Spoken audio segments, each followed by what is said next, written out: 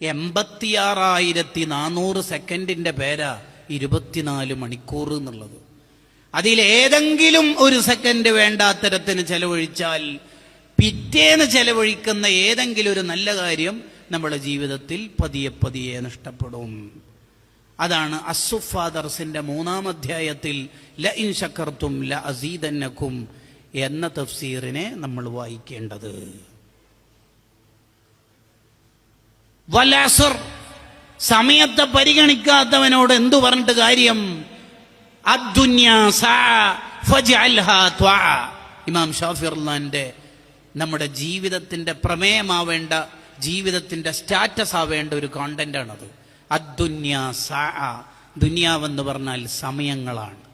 ഫജ്അൽഹാ ത്വഅ, അതിനെ മുഴുവനും ഇബാദത്താക്കി മാറ്റണം. കളി തമാശകളിൽ ഇടപെട്ടാൽ നമ്മുടെ ജീവിതത്തിൽ